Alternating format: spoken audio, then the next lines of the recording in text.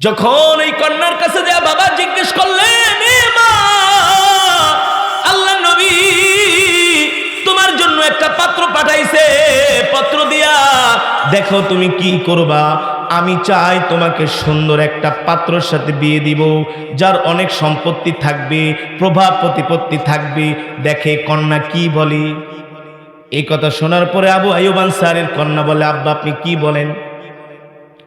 রাখেন আপনার টাকা পয়সা, বাড়ি গাড়ি, সুন্দর পাত্র, আপনি কি জানেন না এই পত্র লেখা কে পাঠাইছে?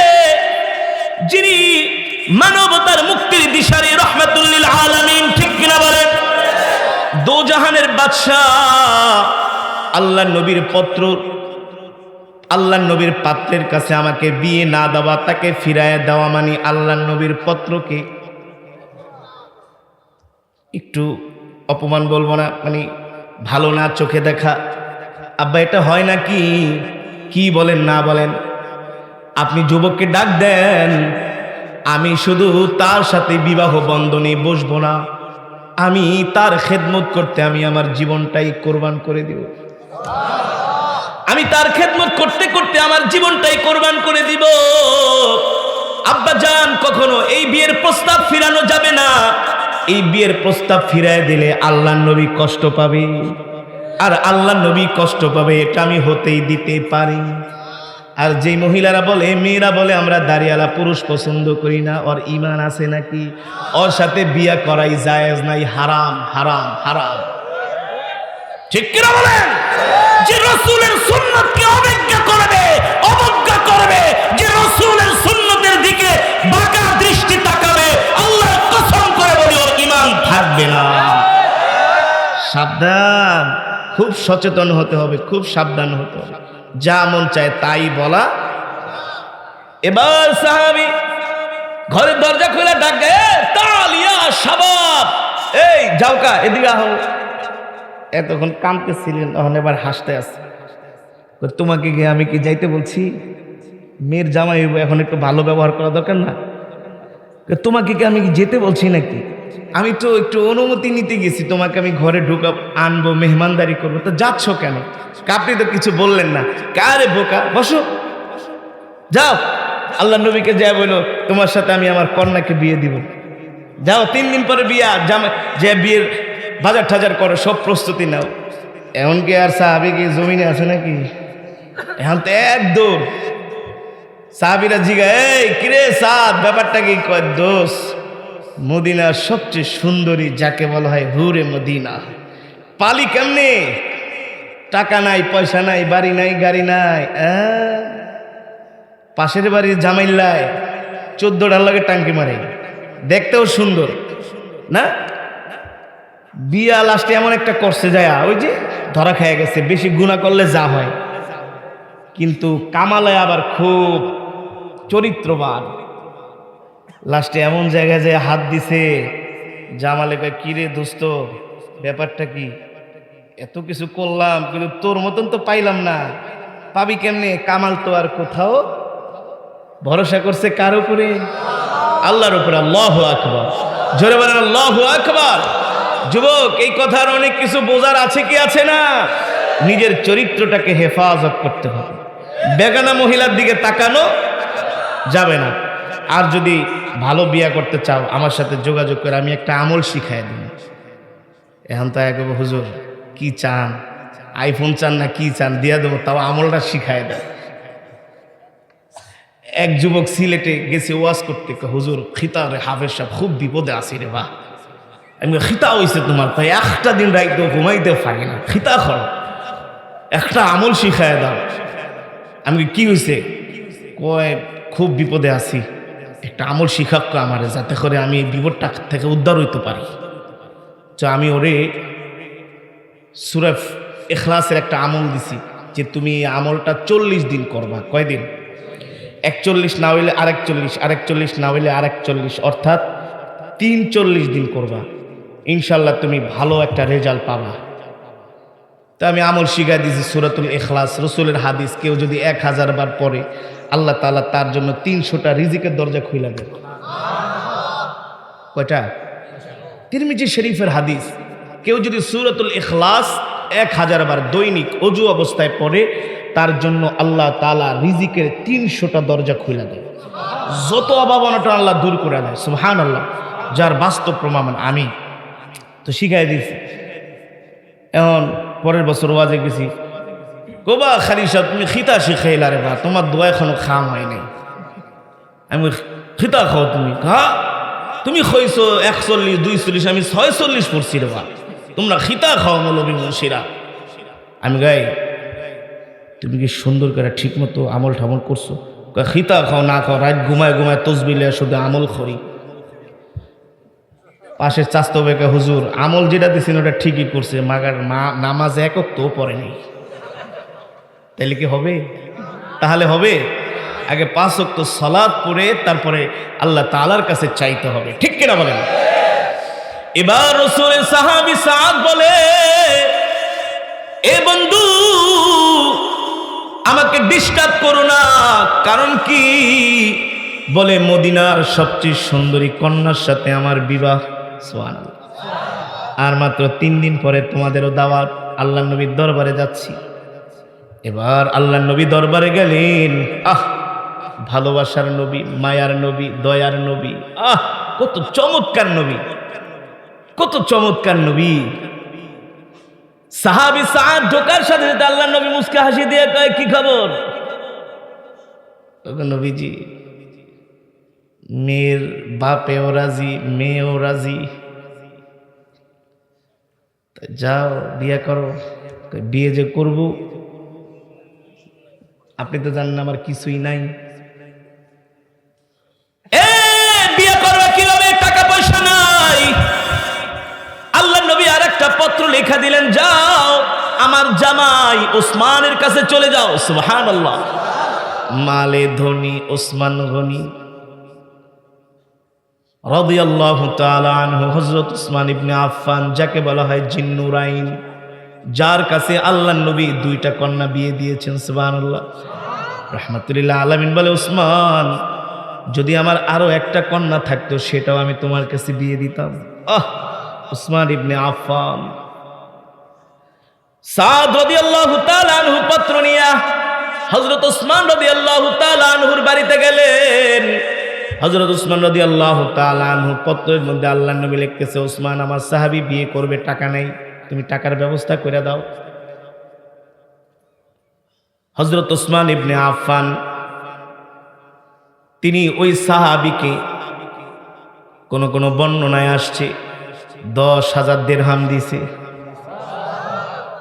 যাও যাও সুন্দর করে বিয়ে করো, ভালো করে বাজার করো।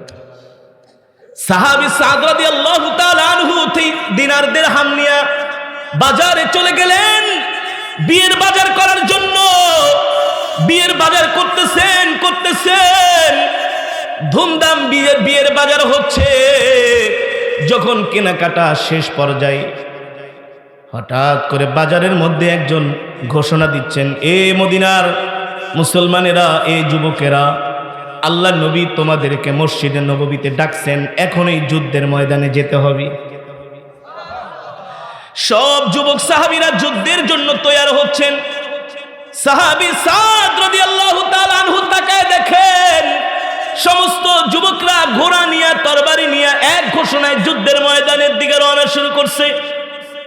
সাহাবী সাদ রাদিয়াল্লাহু তাআলা আনহু মনে মনে ভাবে, হায়রে আমার কলিজার টুকরা নবী যুদ্ধের ময়দানে যুদ্ধ করবে, আমার ভাইরা যুদ্ধের ময়দানে যুদ্ধ করবে, আর আমি বিয়ে করব, আনন্দ ফুর্তি করব, এটা আমার পক্ষে সম্ভব না। কলিজার টুকরা নবীকে যুদ্ধের ময়দানে রেখে আমি কিভাবে বিয়ে করব? সাহাবী সিদ্ধান্ত নিলেন, বিয়ে করব না, বিয়ে করব না, আল্লাহর নবীর সাথে যুদ্ধের ময়দানে যে শামিল হয়ে যাব। আল্লাহু আকবার। যুদ্ধের ময়দানে যে আমি শামিল হয়ে যাব আল্লাহর নবীর কাফেলার সাথে। কিন্তু আমি যদি এখন নবীজির কাছে যাই, সে আমাকে কখনো যুদ্ধের অনুমতি দিবে না, বলবে না না না, তোমার যুদ্ধ করার দরকার নাই, তুমি আগে বিয়ে করো, কারণ আমার নবী কোনো স্বার্থপর নবী না। আল্লাহু আকবার, আল্লাহু আকবার। কেমন নবী ছিলেন? সাহাবী সাদ রাদিয়াল্লাহু তাআলা আনহু বলে, আমি আল্লাহর নবীকে চিনি, মৃত্যু করার অনুমতি দিবে না, আমাকে যুদ্ধের ময়দান থেকে বাড়িতে পাঠিয়ে দিবে। তাহলে কি করা যায়, কি করা যায়? আমার কাছে যে টাকা পয়সা আছে সেগুলা দিয়ে একটা দামি তরবারি কিনি আর একটা ডাল কিনি। দামি তরবারি আর ডাল কিনে আমি যুদ্ধের ময়দানে চলে যাই। আল্লাহ, কেমন ছিলেন রাসূল সাহাবীরা? বলে আল্লাহ নবী যদি আমাকে রাস্তায়ও দেখে, রাস্তা থেকে আমাকে পাঠায় দিবে বাড়িতে। নবীজির কথা তো আমি অমান্য করতে পারবো না। তাহলে একটা কাজ করি, আমি আমার মুখের মধ্যে একটা কালো কাপড় বাইদা রাখি, যাতে নবীজি আমাকে চিনতে না পারে। আল্লাহ নবী যাতে আমাকে চিনতে না পারে। সাহাবী সাদ রাদিয়াল্লাহু তাআলা আনহু মুখের মধ্যে কালো কাপড় বেঁধে এবার তরবারি আর ডাল নিয়ে যুদ্ধের ময়দানে চলে গেলেন। কাফেরদের সাথে মুসলমানের তুমুল যুদ্ধ হচ্ছে, তুমুল লড়াই হচ্ছে। কাফেররা মুসলমানদের উপরে এমন ভাবে ভয়ঙ্কর হামলা শুরু করে দিল, আল্লাহর নবীর সাহাবীরা কাফেরদেরকে মোকাবেলা করার জন্য সাহাবায়ে কেরাম যুদ্ধের ময়দানে আগায় গেলেন। কাফেরদের সাথে মুসলমানদের সাথে তুমুল লড়াই শুরু হয়ে গেল। সাহাবী সাদ রাদিয়াল্লাহু তাআলা আনহু ময়দানের এক কোণায় দাঁড়ায়া দেখতেছেন কোন জায়গায় গেলে সবচেয়ে বেশি কাফেরদের উপরে অতর্কিত হামলা করা যায়। সাহাবী সাদ রাদিয়াল্লাহু তাআলা আনহু যুদ্ধের এক ময়দান থেকে বাজ পাখির মতো উড়ে একেবারে কাফেরদের শিবিরের মধ্যে চলে গেলেন। সেখানে যে যখন যত কাফের পেয়েছেন তিনি তার তরবারি দিয়ে সবগুলোকে ধরাশায়ী করে জাহান্নামে পাঠিয়ে দিয়েছেন। কাফেরেরা চিনতে পারে না কালো কাপড় পরে এটা আবার কোন দলের লোক, আমাদের দলের লোক নাকি তাদের দলের লোক। কাফেরেরা নির্ণয় করতে পারে না। সাহাবী যুদ্ধের কৌশল অবলম্বন করে এক এক করে কাফেরদেরকে হত্যা করতেছে। এবার কাফেরেরা বুঝে গেল এই সৈন্য কাফেরদের সৈন্য না, এই সৈন্য হলো মুসলমানদের সৈন্য। চতুর্দিক থেকে কাফেরেরা সাদ রাদিয়াল্লাহু তাআলা আনহুকে ঘিরে ফেললেন। যে যেভাবে পারে বর্ষা মারে, তীর মারে, তরবারি দিয়ে আঘাত করে। যখন কাফেরদের বিশাল একটা দল সাহাবীকে চতুর্দিক থেকে ঘিরে ধরলেন, প্রচন্ড তীরের আঘাতে, তরবারির আঘাতে সাহাবী সাদ রাদিয়াল্লাহু তাআলা আনহু যুদ্ধের ময়দানে তিনি শহীদ হয়ে গেলেন। যখন যুদ্ধ শেষ হয়ে গেল, আল্লাহর নবী বললেন, সাহাবীরা যুদ্ধের ময়দানে আমার যত সাহাবীদের লাশ আছে সবার লাশগুলো খুঁজে নিয়ে আসো। সাহাবীরা এক এক করে যুদ্ধের ময়দানে মুসলমান সৈন্যদের লাশ খুঁজতেছি, দেখে সবার লাশ খোঁজা শেষ।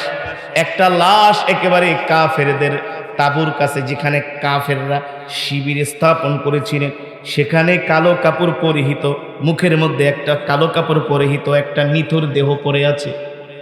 সাহাবারা দৌড়ায় গেলেন, লাশ শনাক্ত করার জন্য।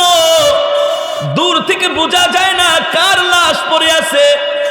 দুইজন সাহাবী যখন সাদ রাদিয়াল্লাহু তাআলা আনহুর লাশের কাছে গেলেন, তারা বুঝতে পারেন না আসলে কার লাশ। যখন মুখের কালো কাপড় সরালেন, তখন দেখলেন আল্লাহর পয়গম্বরের কলিজার টুকরা সাহাবী সাদের নিথর দেহটা যুদ্ধের ময়দানে পড়ে আছে। সাহাবীরা যে আল্লাহর নবীকে খবর দিলেন, ওগো আল্লাহর নবী, ওই যে দেখেন কালো কাপড় মুখের মধ্যে পরিহিত একটা লাশ পড়ে আছে। রাহমাতুল লিল আলামিন জিজ্ঞেস করলেন, কার লাশ?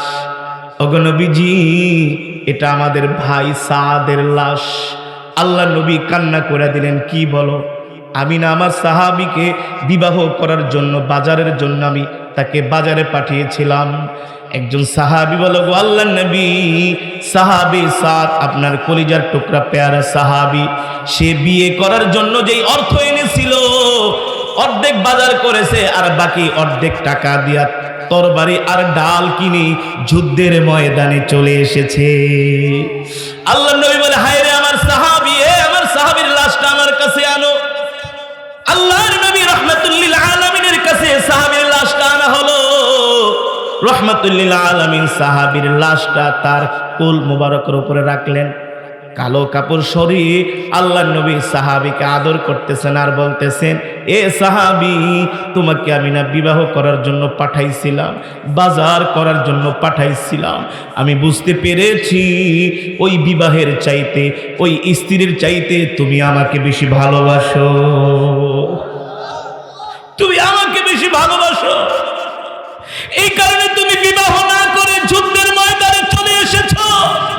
আল্লাহর নবী সাহাবী সাদ রাদিয়াল্লাহু তাআলা আনহুকে আদর করতেছেন আর বারবার আসমানের দিকে তাকাচ্ছেন। আল্লাহর নবী একটু পরে মুস্কি হাসি দেয়, মুস্কি হাসি। সাহাবায়ে কেরাম প্রশ্ন করেন, ওগো নবীজি, ওগো রাহমাতুল লিল আলামিন, আপনি সাহাবী সাদের লাশের দিকে তাকান, চেহারার দিকে তাকান, আবার বারবার আসমানের দিকে তাকান, মুস্কি হাসি দেন, কারণটা কি? রাহমাতুল লিল আলামিন বলে, সাহাবীরা রে, আমার এই সাহাবী বিয়ে করবে বলে বাজার করার জন্য বাজারে গিয়েছিল, জিহাদের ডাক শুনে আর বাজার করে নাই, বাজারের টাকা দিয়া, বিয়ের খরচের টাকা দিয়া ডাল আর তরবারি কিনে যুদ্ধের ময়দানে চলে আসছে। এই সাহাবী, আমার এই সাহাবী তার জীবনের চাইতে, তার স্ত্রীর চাইতে, তার সব কিছুর চাইতে আল্লাহ রাসূলকে ভালোবেসে জিহাদের ময়দানে এসে শহীদ হয়ে গেছে। আমি দেখতেছি জান্নাত থেকে একদল হুর জমিনে আসতেছে, এত সুন্দর চেহারা, আমি লজ্জায় তাকাইতে পারি না। হুরেরা ডাইকা বলতেছে, ওগো নবীজি, সাহাবী সাদের লাশটা আমাদের হাতে তুলে দেন, আমরা তাকে জান্নাতে নিয়ে গোসল করাবো। আল্লাহু আকবার, জোরে বলেন আল্লাহু আকবার। এই দৃশ্য দেখা সাহাবী আব্দুল্লাহ ইবনে মাসউদ রাদিয়াল্লাহু তাআলা আনহু চিৎকার করে আর কান্না করে, হায় রে, এটা যদি সাদ না হয়ে আমি হইতাম তাহলে না আমার কপাল কতই ভালো হতো। আল্লাহু আকবার।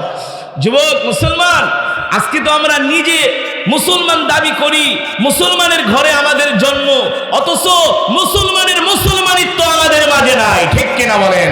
সাহাবায়ে কেরাম যেমন করে ইসলামকে ভালোবেসেছিলেন, দ্বীনকে ভালোবেসেছিলেন, আল্লাহর জমিনে আল্লাহর দ্বীন কায়েমের জন্য জান দিয়েছিলেন, মাল দিয়েছিলেন, এমনকি শেষ পর্যন্ত শাহাদাত বরণ করেছে। বর্তমানেও সারা পৃথিবীতে মুসলিম নিধন শুরু হয়েছে। আমাদের মুসলমান যুবকদেরকে জাগতে হবে, মুসলমানদেরকে জাগতে হবে, মুসলমানদেরকে জিহাদের ময়দানে যেতে হবে, নইলে মসজিদুল আকসা মুক্ত করা যাবে না। মুক্ত করা যাবে? এ কারণে আমাদেরকে সাহাবায়ে কেরামের মতো আল্লাহ রাসূলকে যেমন ভালোবেসেছিলেন, ঠিক আমরাও মুখে মুখে না, আমরাও নিজের জীবনের চাইতে আল্লাহ রাসূলকে ভালোবাসবো, ঠিক কিনা বলেন? রাসূলের সুন্নাহগুলো মেনে চলবো, 5 ওয়াক্ত নামাজ আমরা জামাতের সাথে আদায় করব, আর রাসূলের সুন্নাত অনুযায়ী, রাসূলের সুন্নাত খুঁজে খুঁজে আমরা আমল করব, খুঁজে খুঁজে আমরা আমল করব। কোন নায়িকা গায়িকা, কোন খেলোয়াড় আমাদের আইডল হতে পারে না, আমাদের অনুসরণীয় অনুকরণীয় ব্যক্তি হতে পারে না। আমাদের আইডল, আমাদের মডেল হলেন আমাদের বিশ্বনবী মুহাম্মদুর রাসূলুল্লাহ সাল্লাল্লাহু আলাইহি ওয়াসাল্লাম। সেই নবীকে অনুসরণ করতে, সেই নবীকে অনুসরণ করে সেই নবীর সুন্নাহগুলো আমাদেরকে মানতে হবে। সুতরাং আমরা সবাই সবাইকে সুন্নতের দাওয়াত দিব। কি করব ভাই? এক মুসলমান আর এক মুসলমানকে সালাম দিব, আফসুস সালাম। এক মুসলমান আর এক মুসলমানকে কি করব? সালাম দিব। আজকে আমাদের সমাজে মারামারি, কাটাকাটি, হানাহানি, হিংসা, বিদ্বেষ, ভাই ভাইয়ের সাথে কথা বলে না, বাবা সন্তানের সাথে কথা বলে না, এমন অশান্তি আছে কি আছে না? এই অশান্তি দূর করতে হলে রাসূলের সুন্নাহ ছাড়া আমাদের বিকল্প কোনো পথ নাই। আছে বলুন? এ কারণে রাসূলের সুন্নাহগুলো আমাদেরকে মানতে হবে। আর অনেক যুবকরা দাঁড়ায় দাঁড়ায় প্রস্রাব করে, সাবধান, দাঁড়ায়া প্রস্রাব করলে কিন্তু কঠিন শাস্তি হবে। অনেক যুবকেরা ঠিকমতো নামাজ পড়ে না, যুবক তো আছেই, অনেক বৃদ্ধরাও পর্যন্ত নামাজ পড়ে না ঠিকমতো। দোকানে বসে সারাদিন শুধু বাংলা সিনেমা দেখে, ঠিক কিনা বলেন? ফজরের পরে ওঠে, ফজরের নামাজ পড়ে না, নামাজ না পড়ে দোকানে আইসা আগে বাংলা সিনেমা দেখে আর এক কাপ চা খায়। এই সংস্কৃতি পাল্টাতে হবে। 5 ওয়াক্ত নামাজ জামাতের সাথে আদায় করতে হবে, ঠিক কিনা বলেন? আমরা বয়ানের শেষ পর্যায়ে চলে